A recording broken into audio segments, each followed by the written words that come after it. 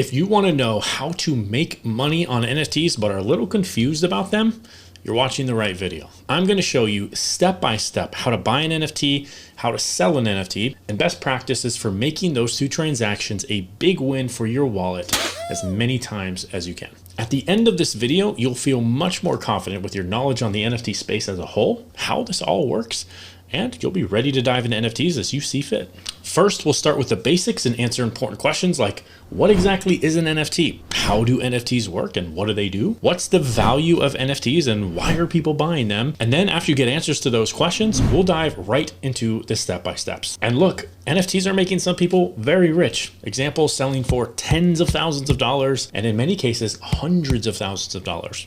So maybe after you start, buying and selling NFTs, you'll become the next NFT millionaire. And if that happens, I hope you remember this video. So what is an NFT? Simply stated, NFTs are unique digital assets that can exist across a variety of industries, but most notably for now are prevalent with digital art, what many people just refer to as JPEGs. Well, what those JPEGs represent, however, is utility across an entire blue ocean of opportunities. The letters NFT stands for non-fungible token. So what the heck does that mean? Now, something fungible is something that is interchangeable and can be exchanged for something of equal value. So for example, money. If I were to ask you for two $10 bills in exchange for a $20 bill, it's a perfectly even exchange. So no one loses value. Commodities like oil, gold, and silver are examples of fungible assets. On the other hand, fine art is an example of a non-fungible asset. So Pablo Picasso or the Mona Lisa, for example.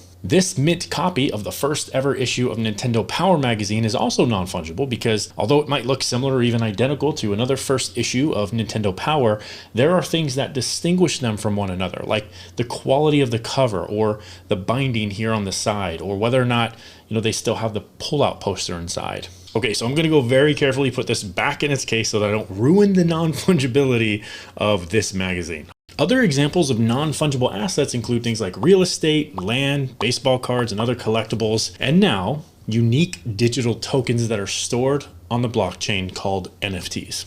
Okay, so we covered what non-fungible means, but what the heck is the token part all about? Now, it's important that you know that a token is not a cryptocurrency.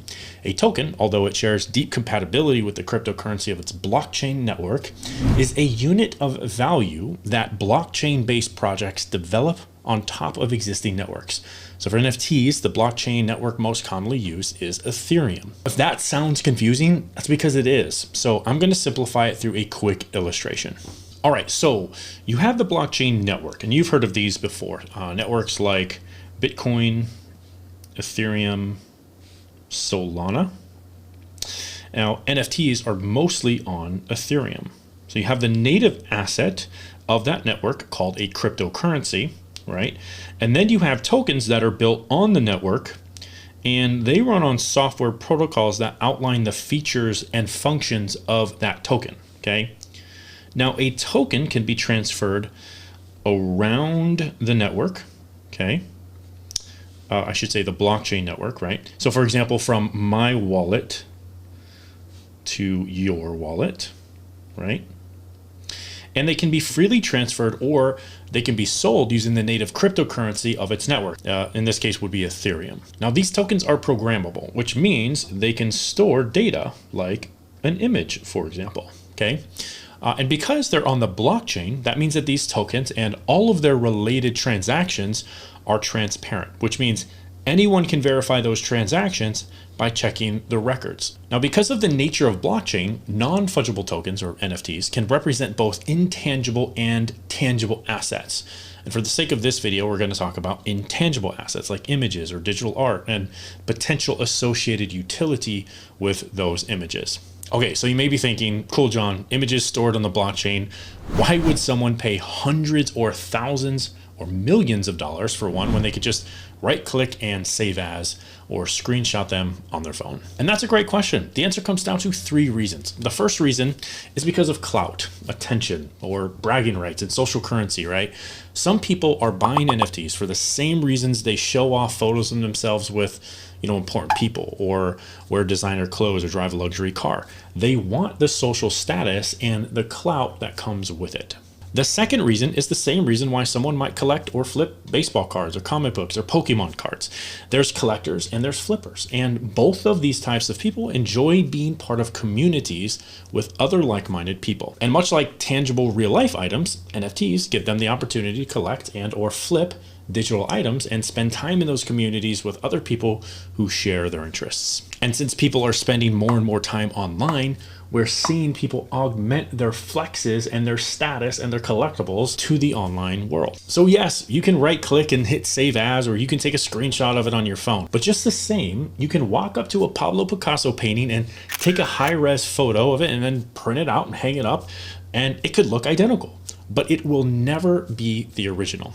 And for the first time in history, blockchain technology is bringing the same level of verifiable ownership of something original to the digital space in the form of NFTs. It is a new and exciting world, so let's go ahead and jump into this step by steps so you understand how to buy an NFT and how to sell an NFT. And to show you how to do this, I'm going to go ahead and hop on my computer and head on over to Opensea.io, which for now is the largest marketplace to buy and sell NFTs. Okay, right up here at the top, we're going to click on Create, which takes us to this page that prompts us to get an Ethereum wallet to use Opensea. Now, there are a few Ethereum wallets out there, but I would recommend using Metamask, which is the most widely used wallet. So that means you're going to have to install it, set it up, and then fund it with Ethereum so that you can start buying and selling NFTs. So we'll go ahead and click on this MetaMask button here. And okay, now MetaMask is a browser-based wallet, so it comes with a Chrome extension. If you're using a different browser other than Chrome, you're going to need to switch to Chrome for all of your NFT activities. Okay, so we'll click on Add to Chrome and then Add Extension here on the pop-up. And then we'll click on Get Started, which takes us to this page, and we want to create a wallet. So click on that. Now I'm going to select no thanks here on allowing them to gather usage data. And then here we are on the Create Password page. Now this is very important. Do not use a password that you use anywhere else. Make this a very secure password, and then of course store it somewhere safe. So go ahead and click on Create. And this is a video that goes over the recovery phrase. You might want to watch this. We're going to skip it for this video.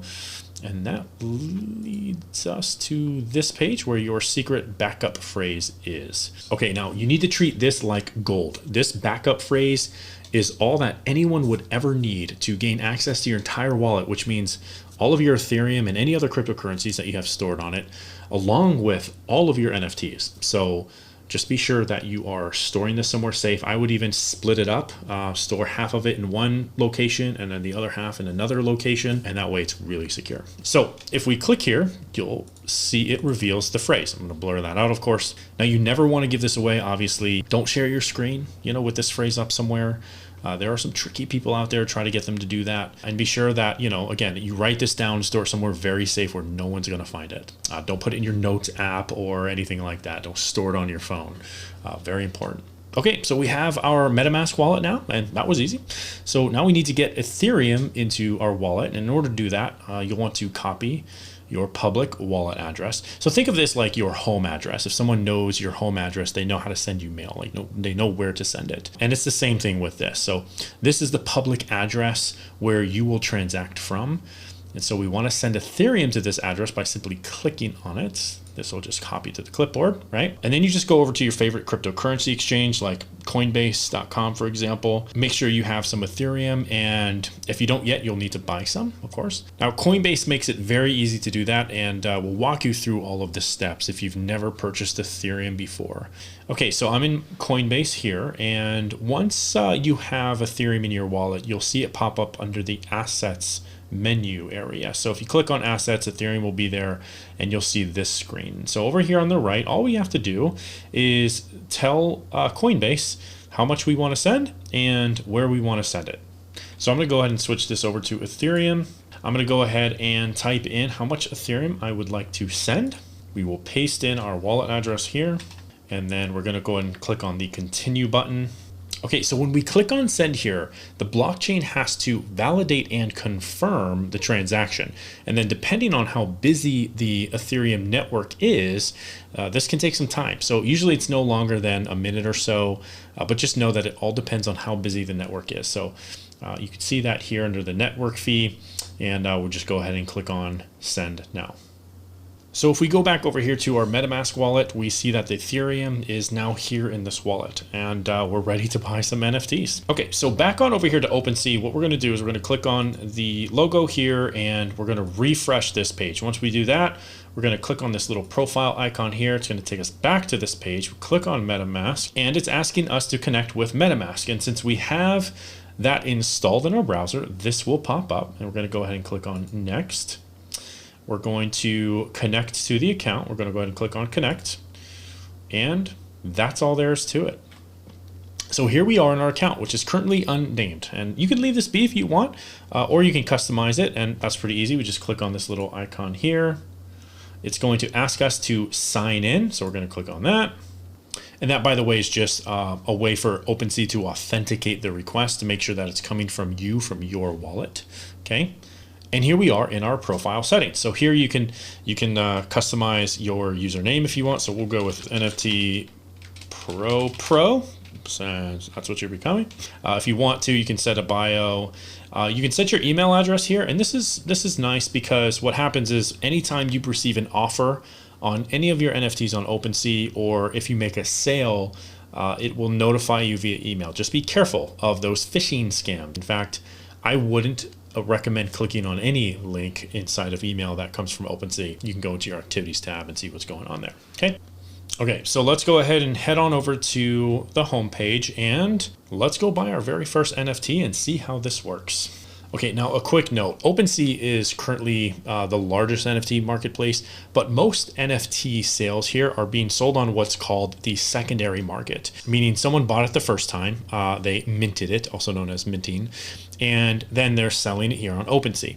Now, this is normal, but you just got to know that secondary sales can be a little risky. And so you have to be confident that the prices will go up in the shorter term or in the longer term if you're looking for more of a long-term play. And just keep in mind that unlike the stock market or the cryptocurrency market where you could just sell something on the market immediately through a market or limit order, with NFTs you have to have an individual buyer, and these buyers are out there. This is just nuance that you need to be aware of. Okay, so before we find an NFT to buy, I just want to explain some best practices for making the most money that you can with NFTs, which obviously start with making good buying decisions. Now, there's a lot that goes into understanding NFT marketplace dynamics, and it varies with each project. And for the most part, doing research partly involves jumping into the project's Twitter and Discord communities, taking a look at the project's roadmap or what they have planned for the future, and then doing your best to make a decision based on all of the information that you can gather. Now, things that I look for when buying an NFT are community, leadership, brand, artwork, utility, and activity. And so let me break those down a little further so you know exactly what I look for as it relates to each of them. So for the community, things that I like to look for are how positive, just in general, and supportive is that community, right? Do they seem to be in positive spirits about the future of the project? Is there any uncertainty or doubt about it? Do community members help and support one another? Now, for leadership, things that I like to look for are the creators of the project involved in the community on a daily basis? Do they have a team that's actively moderating and managing the community? That's important. Are there support channels for people who have trouble and who need help? Those are things that are really important as it relates to leadership. Now, as far as brand goes, unless it's a solo artist selling their artwork, a lot of NFT projects should be building brands around them. That's my belief. So I like to know if the creators of a project are working towards building a brand. And if so, that's a good sign. And then there's the artwork and the aesthetics. So does it have lasting appeal? Now, of course, art is subjective, but let's be real. Some NFT art is absolute crap, and some of it is copy and pasted. So you want to know how the art was created. Was it created by hand? Was it generated from AI? Is it, You know, is it a hybrid? Is it original? And then how was it inspired? You know, these are some of the things that matter to a project's success. And then there's utility. So what utility does the project bring? Is there a governance model where the community as a whole essentially makes decisions about the project's future? Is there a token associated with the project that can be exchanged for certain benefits, like improving the NFT's properties or minting and creating a new NFT that's under this one, right? Not every project has this utility, but you know, most do these days. And so it's something that you want to look for. And utility varies widely. So this is a good thing to understand about the projects you're considering. And the last one is activity. So if it's an NFT that already exists and is being sold on the secondary market, which is Opensea, how does the sales activity look? What's the floor price action like? How does the listing to sales ratios look? And in just a bit, I'll go ahead and hop on Opensea and I'll show you how to find those things so you know where they are. Okay, so now that you have a list of things to kind of look over, you know, when you're considering an NFT or an NFT collection, let's get in and go ahead and buy one now. And just for the sake of this video, we're going to go ahead and assume that we've already done our due diligence and we know what we're looking for. We have a couple projects in mind, right? So I'm going to head on over here to Opensea. I'm going to go ahead and scroll down. And you'll find here there's a notable drop section. And then here there's a top collections over the last 7 days. Now we can select this little drop down and filter by 24 hours as well as 30 days. And this is cool because it gives us a little bit of a breakdown on what's going on across the most popular NFT projects in the last 24 hours, last 7 days, and then the last 30 days, right? So kind of a snapshot as to how the market's doing as well. And then scrolling down here, you'll see things that are trending in all categories. If you're getting into what's trending, it's likely that you're riding a wave up already and you don't want to buy on hype. So you got to be careful about this. Well, one of the things I wanted to share with you is these resources for getting started. These are really good articles for someone who's never done this before, who's never bought an NFT. Avoiding scams, this is a must read. This is very important. There's a lot of scammers out there. Ethereum's worth a lot of money and NFTs are worth a lot of money as well. And so anytime you are in a market where something's worth a lot, there's going to be more scammers who are attracted to that. So you just have to be diligent. You really need to know what the most common ways of scamming are. And then if we scroll down below that, we've got to browse by category. And so here are the main NFT categories. So we've got art, we've got music, we've got domain names. You can buy an Ethereum domain name. We've got virtual worlds, also known as the metaverse. So you could buy items, you could buy land in the metaverse. We've got trading cards, we've got collectibles. If you've heard of CryptoPunks or Bored Ape Yacht Club or Doge Pound, this is where those are going to sit. And then we've got sports. Those are sort of like memorabilia. I kind of liken those to sports cards of the virtual world. We've got utility-driven NFTs. So these are typically access to a community or an event or some sort of something that you wouldn't be able to have access to unless you had that NFT token. And then we've got all categories here. So those are generally the main categories of NFTs, and you can jump in here and explore them and see what they look like. And I would actually encourage you to do that. Okay, so scrolling back up again, let's say I've already done my research and I know what I want and I actually have. So that project's going to be Sappy Seals. So it's a collection of 10,000 NFTs. They're what's called a PFP collection. And so a lot of them look the same. They're generative in that a lot of the traits like the scarf, the hat, the eyes, the little whisker things here, the color of their fur and the background and all that stuff, what they're wearing on their head, what's through their head, is all generated based on an algorithm that was set in the smart contract before it was deployed to the blockchain.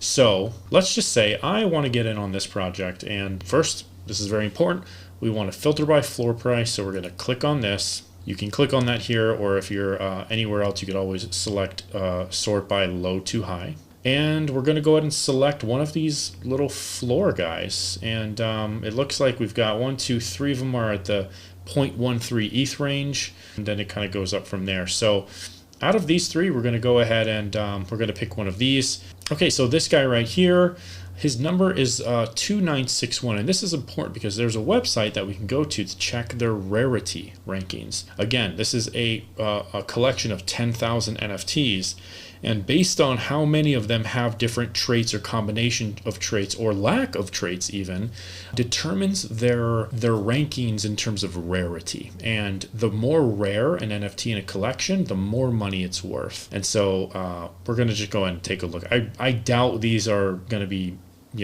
high ranking by any means, but we'll go ahead and plug them into this website so that you at least can see what this looks like. So we're going to head on over to rarity.tools, and this is a website where you can check rankings for popular NFT collections. And so to do that, you just hover all collections. We're going to type in Sappy Seals. Okay, so if you scroll down here, you'll see that rarity rankings, these are all 1 of 1, so that's why they are all tied for first place. There's 22 of those, looks like. You can see these are listed for quite a lot of money. 100 Ethereum, 45 Ethereum, 19 Ethereum, 25 Ethereum, so on and so forth, right? So we're going to stay away from those. But again, I'm going to go back over here. I'm going to copy this guy's number, his identification number. So it's 2961. I'm going to plug it in here.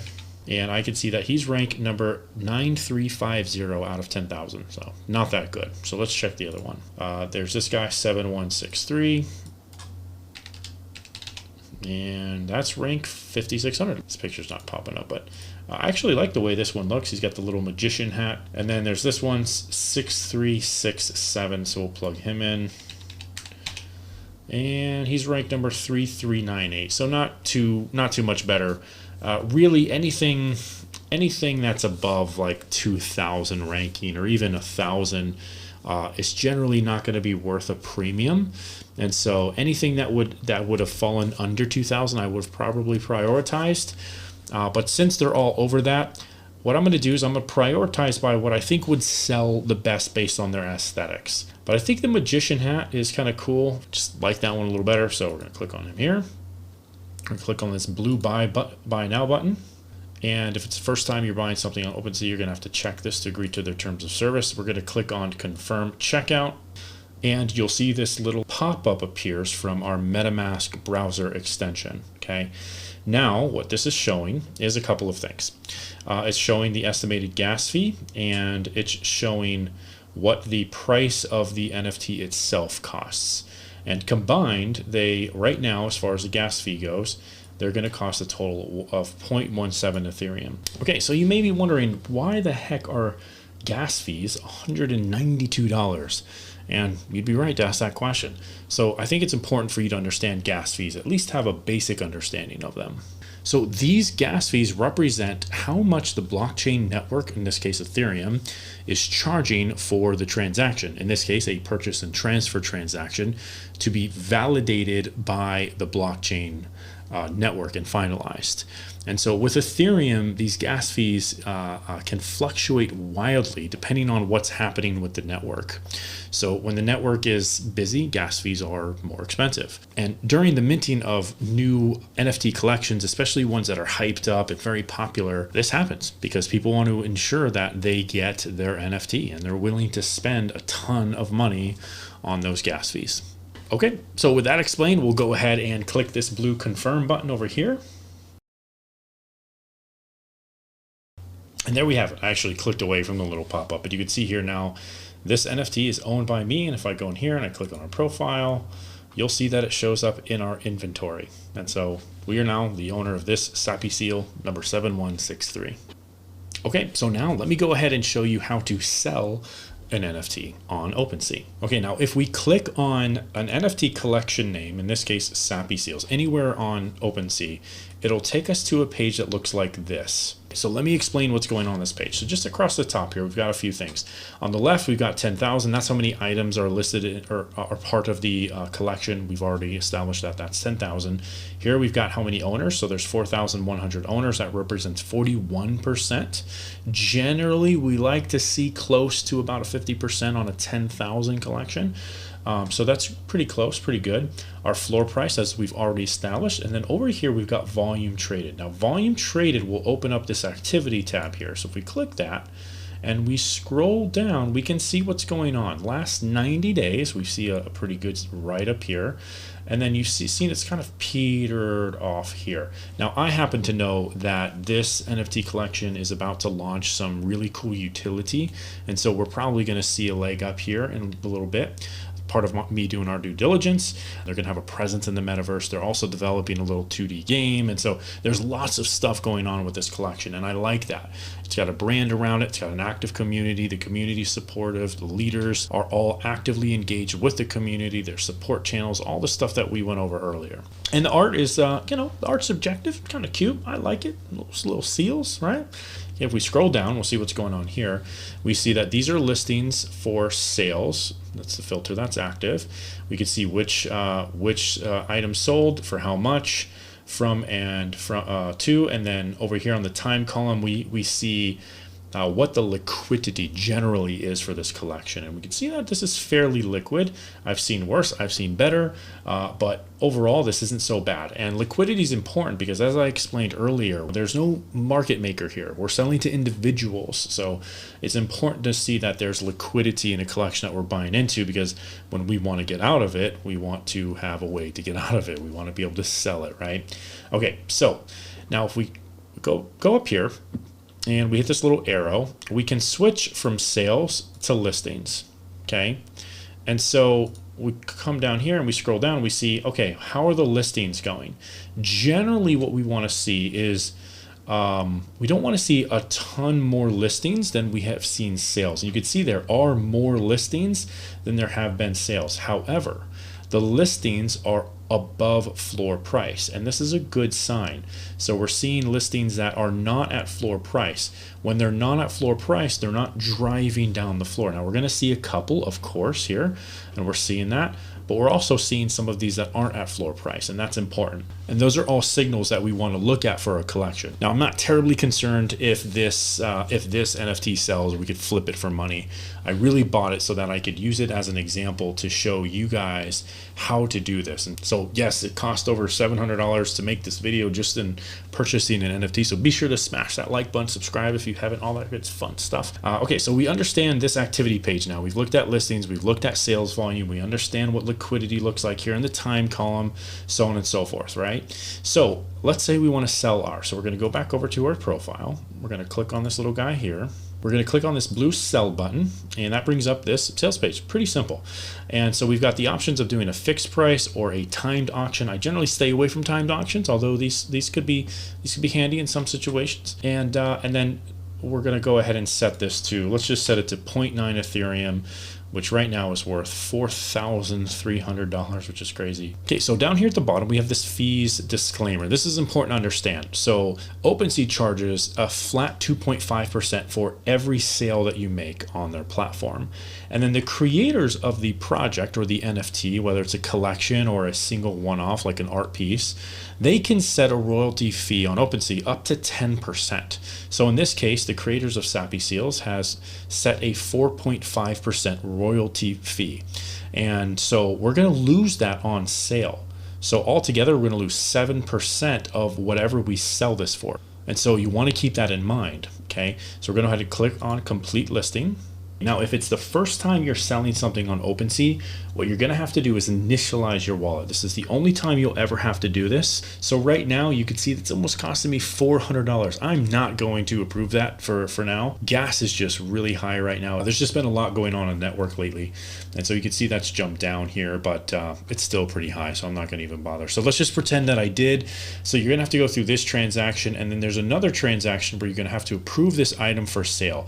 And basically, you've got to do this. It's a much smaller gas fee. It is a gas fee, so keep that in mind, but it's a much smaller gas fee, and you have to do that for every collection that you want to sell on Opensea. So for example, we're buying and selling Sappy Seals right now, but once I approve this item for sale, I'll be able to list any other Sappy Seals from the collection without incurring another gas fee. And that's it. That's all there is to it. So once you go ahead and approve those listing transactions, you just go ahead and click on complete listing, and you're done.